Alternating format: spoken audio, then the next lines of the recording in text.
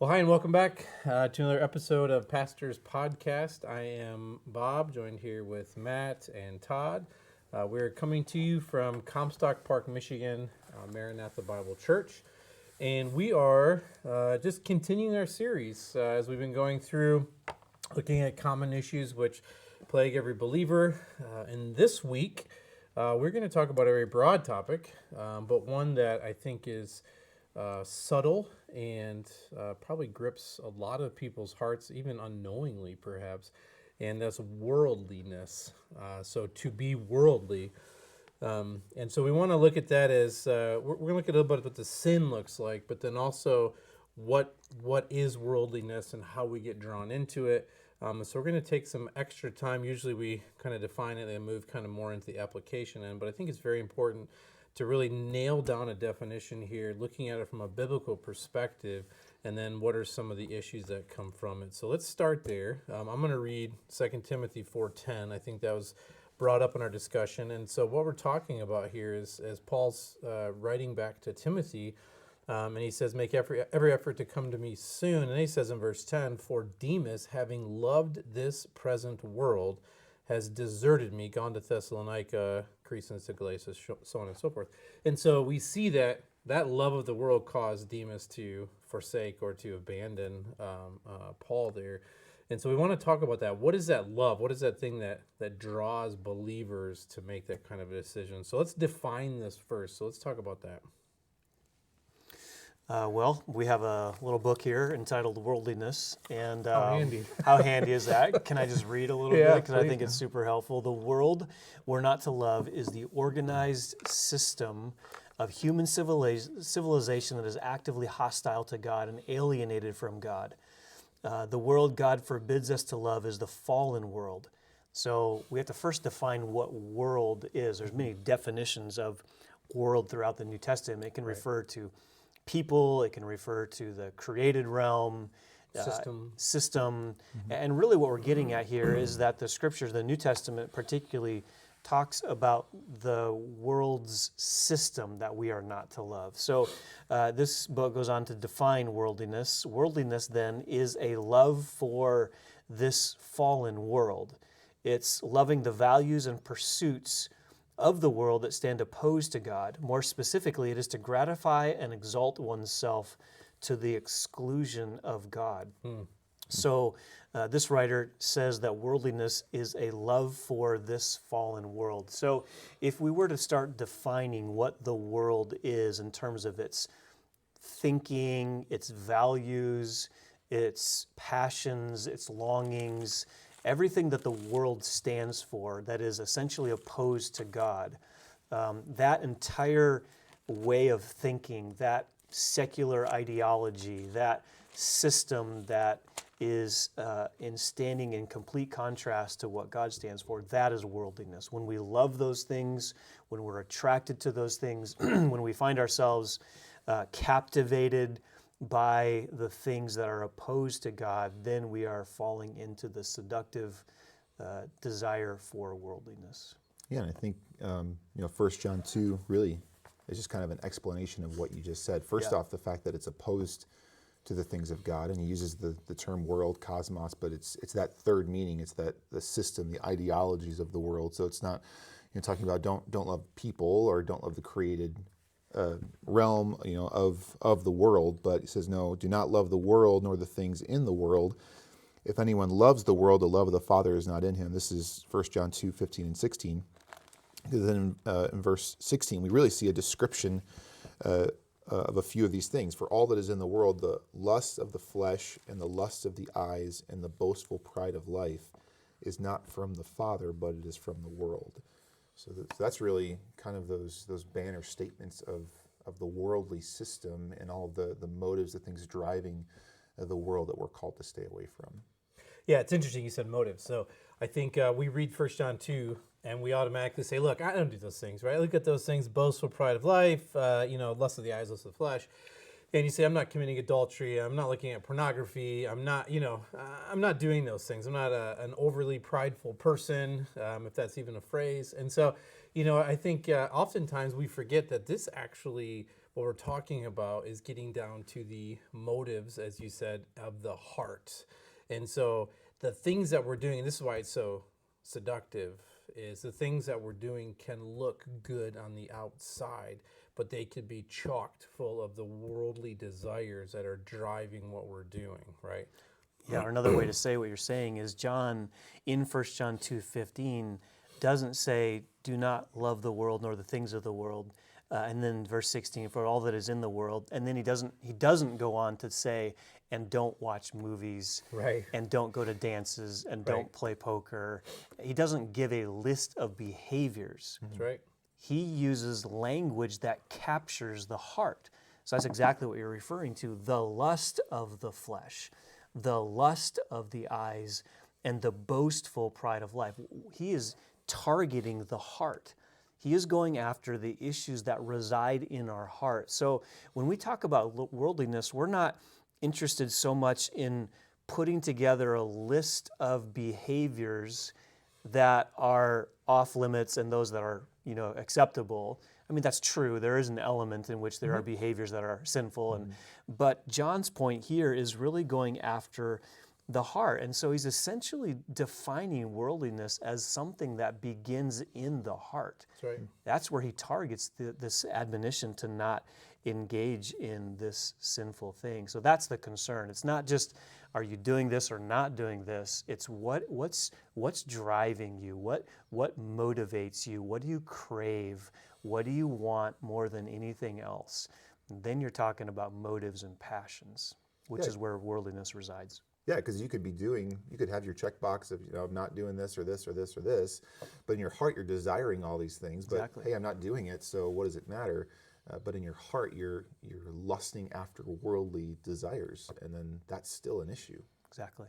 Yeah, and it's something we don't like to talk about these days, are motives. And because when you start digging down to the heart, you think of the Sermon on the Mount, like Jesus just hits hard the heart issues, right? So it's not even so much what you're doing, though that's true, but it has so much more to do with what's the motive behind it. Because here's the flip side.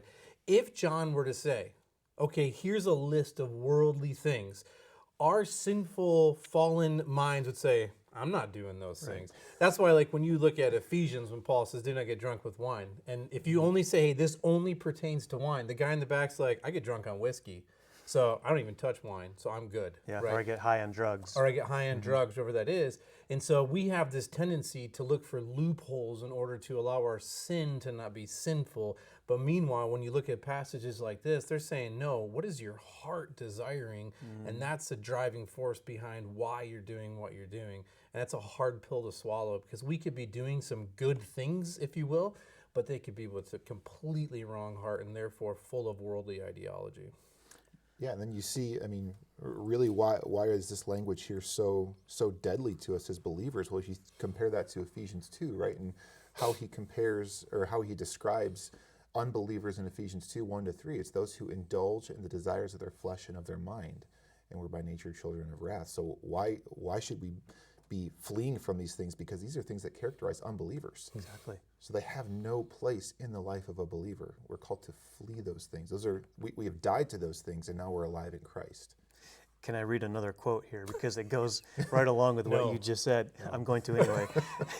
Ian Murray says this: worldliness is departing from God. It is a man-centered way of thinking. It proposes objectives which demand no radical breach with man's fallen nature. It judges the importance of things by the present and material results. It weighs success by numbers. It covets human esteem and wants no unpopularity. It knows no truth for which it is worth suffering. It declines to be a fool for Christ's sake. Worldliness is the mindset of the unregenerate. It adopts idols and is at war with God.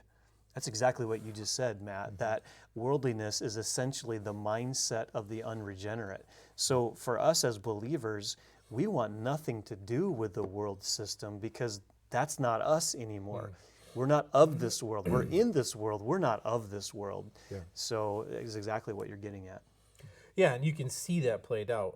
If you say, hey, what does that look like? You look at just the church today, generally speaking. You look at what people are doing, what I use the term loosely, pastors are doing to get people into the church, and it is just an absolute carnival and a circus that's going on. And they're using worldly ways, and they're putting a coat of paint that looks biblical over it, maybe using some biblical terms, some theological terms, but really the heart of it is we need to fill our seats, and we need to pay our bills, and we need to make sure that we're making money to keep up a lifestyle, to look popular, whatever that motive is. So the heart motive is we need butts in seats. And how are we going to do that then? So you're essentially working backwards. So instead of saying we're going to glorify God and we're going to do it God's way, you're saying no, we need to find a way to get people in. And that's why you see, going all the way back to Spurgeon, where he says the church is entertaining goats instead of feeding the sheep. And that was on a very small scale level. And now you look at our current culture, not even that far removed, and it's on a massive scale. And so they have taken worldliness and they have brought it into the church willingly under the guise of Christianity, because they'll say, no, we want as many people in to hear the gospel. You say, okay, well, why aren't you then preaching the gospel? Because if you were, there wouldn't be that many people who were flocking there.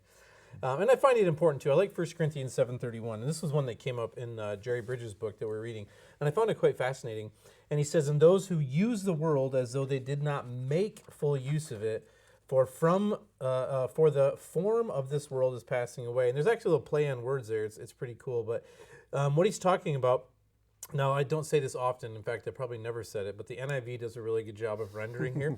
And so he says in 731, they render this word, which we would say making use of it, is to be engrossed in it, which is part of the semantical range of this word.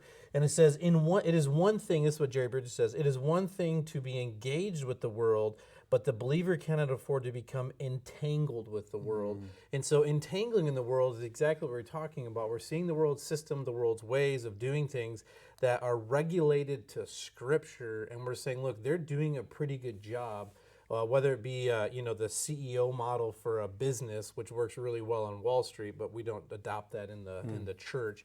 And we're saying that works well there, so we're going to take it back over here. And we've now entangled ourselves in those ways. And so for the Christian, we shouldn't be that way. We shouldn't be trying to get as close to the line as possible, and that's unfortunately what we do. So what you're getting at, you used some examples from the church, and you talked about how the church, broadly speaking, can fall prey to this, but take it down to the personal level. Let's talk individually. This is a podcast that we want to help our people, and we want to give resources to our people. So the same seductiveness that pastors fall prey to in bringing worldly methods into their church is the same seductiveness that we fall prey to when we start being captivated by the things of the world. That's right. So what happens is we start to let our guard down.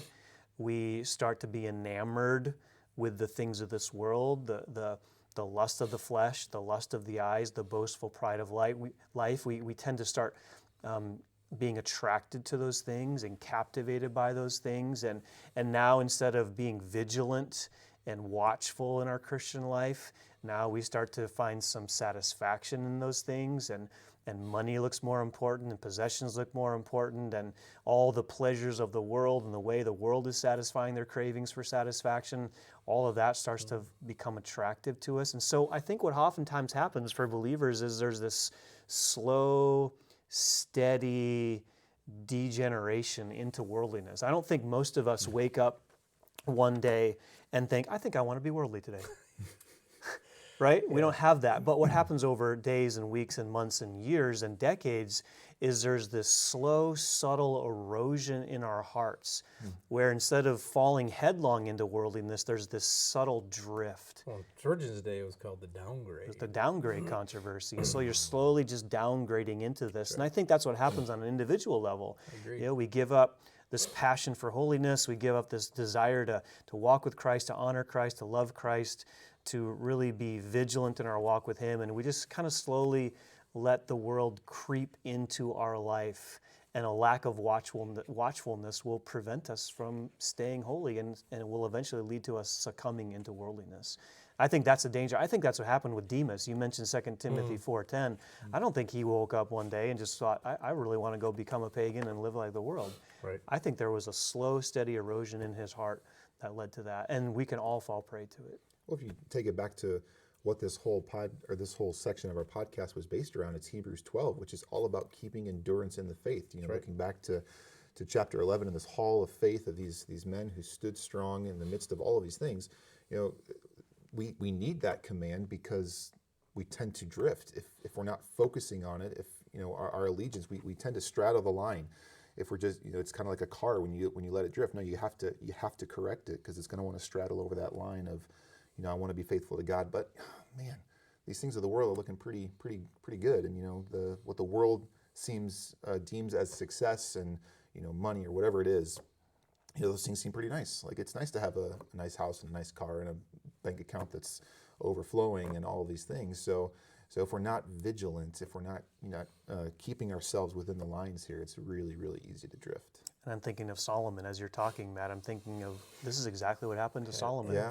I mean, here's a guy who started so well, right? Son of David, godly man, wrote a book of Proverbs.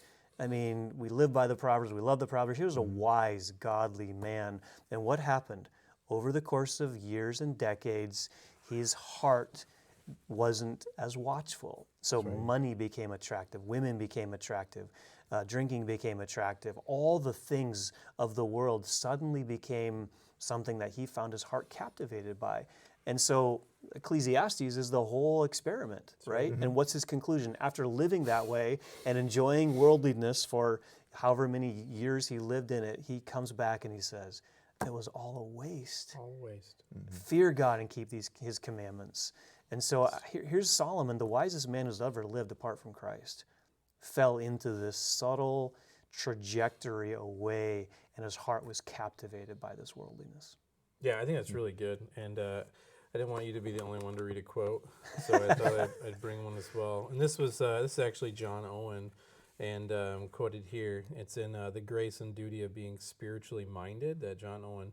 And he says, "It is no ordinary nor easy thing to preserve our affections pure, entire, and steady in their vigorous adherence unto spiritual things." And he says, "Watchfulness, prayer, faith in exercise," not faith and exercise, but faith in exercise, "and a daily examination of ourselves are required hereunto." And this is what I really like. "For want of a due attendance unto these things, and with that respect unto this end, many, even before they are aware, die away as to all power and vigor of spiritual life." And so when you are not watchful, when you're not prayerful, Matt, you said it, we drift. And I would actually say we don't have a tendency to drift. We do drift because you are either going forward in your Christian life, you are either dying to sin, or you are allowing that thing to take you over. And the problem is we get put into a world system, and almost unknowingly sometimes we just adhere, not really putting a lot of thought into it. And what Owen says here is we are, before we are aware, die away to all the vigor of a spiritual life. And it's like you get down the road, 10 years, 15 years, 20 years, and you look back and you say, how did I get here? What was I doing? What were my motives? I don't understand. And it's because you weren't attentive at the beginning to what was going on in your heart. And so just like when you're, shooting a direction and you're 1 inch off and you go 1,000 miles, you're going to be so far off that target, but you only started an inch off, and you're going to be so far away, you're not even going to know where you are. This is why Romans 12:2 is so important. I hope I understood. Is that where you're going?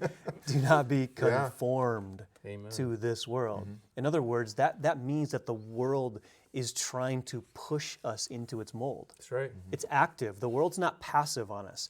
The world is actively, as a system, trying to force its morals, its values, its ungodly way of thinking. It's pressing in on us. And if we do nothing, if we just coast and if we just go with the flow like a dead fish running down the creek with the current, you know what I mean? It's dead. It's floating down. It's not going upstream. So what happens? The world does that to That's us. right. Yeah. It just presses us into that mold.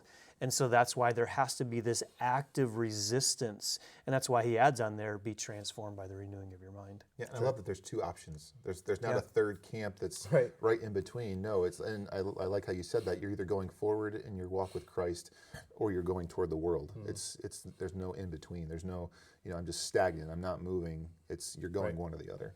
Yeah, and I think that's people fall into that trap is thinking, well, I may not read my Bible every day, I may not be doing this, but at least I'm not this pagan, right? At least I'm not worshiping Satan or something like that. But the problem is they're taking steps in that direction because they're not going in the other direction. And like you said, it's just that that picture of a river. Like not anything floating down that river is just taken wherever that river wants it to go, whether it's against the rocks, get stuck at shore, or whatever that happens to be. So deal with the person who says, well, you're just being legalistic. Because that's oftentimes, and we haven't even gotten into some of the specific things, but oftentimes the thing that's leveled against this type of conversation is, you're just being legalistic. So I can't do this, I can't do this. You're telling me what I should watch, what I shouldn't watch, what music I should listen to. How is that missing the whole heart of the issue? Well, because you're going after the individual fruit that are on the tree rather than the root itself. Right. Because you can put Band-Aids all over everything, but if you still got the bullet in you, you're you're still in trouble. Right. So we're saying we can tackle all these things individually, but ultimately that's not going to solve anything. We want to get down to the heart level because that's what's going to have the lasting growth, lasting improvement in the life of a believer as they're seeking to pursue the Lord. Yeah, I think that's really important, and I would only add that because our actions always come from our heart, that we need to ask ourselves, why are we doing what we're doing? I think too many times we just do things because either A, it's always been done that way, or B, somebody just told us to do it. And I'm not talking about like when a police officer tells you to pull over, you don't have to pray about that, just pull over. But like when you're, when we're going about life, like how much thought are we putting into the things that are coming into our mind? I'm not saying don't watch that movie, but what I'm saying is, why are you watching that movie? I remember even before I was married, I remember a pastor that said, are you taking pleasure in the sins that Christ died for? And so if I'm taking pleasure in the sin, if I'm bringing those things into my heart, but yet I'm saying, yeah, I know Christ died for all these, but I'm gonna be entertained by those sins anyway. That's when I have to say what's going on in my own heart. Why do I treasure this sin to watch more than I treasure a desire to be holy and killing sin? And I would say the other reason people do it, they would say it's legalistic because it's easy. Yeah. It's easy to make a list. It's easy to justify your list because you don't have to deal with your heart. And when you start dealing with your heart, it really hurts because our hearts are deceitful. I read somewhere. So yeah, I think that's good. And then lastly, as we're wrapping this up, I just picked out 3 things that we could just say, hey, here's some areas we tend to fall into: money, immorality, and idolatry. And just briefly in the last minute or so, we see money, and churches often talk about money and the root of evil and all that kind of stuff, right? Like, so we always talk about money, but what we're doing with our money, and I don't know if it was you or somebody else, you say, give me somebody's checkbook and we can see where their heart is. I don't even know if people know what a checkbook is as they're watching this anymore. But you saying that's the thing that's driving me, and that's true. But I would also add, like, what are you doing at your job? Like, are you striving to make more money at that? What are you doing with the finances that you have? So if you guys could just briefly talk about that, how does that tie into worldliness when we look at how we manage our funds?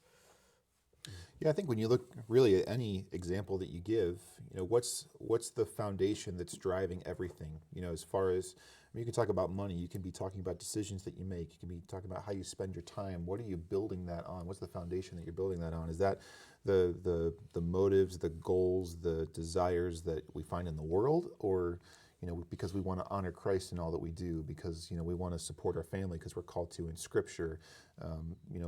What's the basis that you're building all of these things on? Because it's going to drive. You could give any example, and it's going to come back to the same thing. But yeah, particularly in money, are we storing up treasures on earth? Is that where our security is found, or is it found in God, who supplies all of our needs more than we could ever think or ask? And are we seeking the things above ultimately? But yeah, it's all just what are we building on? Yeah, just to add, you mentioned it, that 1 Timothy 6 says the love of money is the root of all evil. So money's not bad. It's an inanimate object, actually. Yeah, there's nothing moral or immoral about money itself. Right. It's the love of money. It's the craving, the desire, the captivation that comes when we get intrigued by money. And so that's the worldliness. It's not it's not legalistic. We're not saying have this much money or not this much money. The issue is, what's your heart craving? That's right. What does your heart want? Even you could add possessions in the same category. What's driving this love for things and stuff and more possessions? Well, oftentimes it is just this craving for the things of this world. We bought into the way the world thinks, and the world says you need to have more. You're not satisfied until you have more. And so that's the danger of this. And so it's guarding the heart. It's a form of idolatry that we let into our heart when we start craving these things. Yeah, that's good. And I like Proverbs 27:20. Sheol and Abaddon are like hell are never satisfied, nor are the eyes of man ever satisfied. So whether you're lusting after women, whether you're lusting after money, whether you're lusting after, you drive through that neighborhood you've always wanted to live in, or the car dealership, or the car you've always wanted to have, or whatever that is, and your eyes are never going to be satisfied, because the crazy thing is, and Solomon talks about this in Ecclesiastes, the thing that you get once, or thing that you want once you finally get it, guess what? You want the next thing, and then you want the next thing. And so if you can't find contentment in what you have, you're going to buy into that worldly system. Exactly. That the next thing is always better than the thing you have, and you have to have that next thing. And that's what we need to be careful of. So. Exactly. Well, guys, I hope that this was helpful for you, looking at worldliness. Once again, if you have any questions, feel free to email Matt. He'd be more than happy to help you out. Or if you have any other things you'd like us to discuss, love to hear from you guys. Otherwise, hope you have a great rest of the day.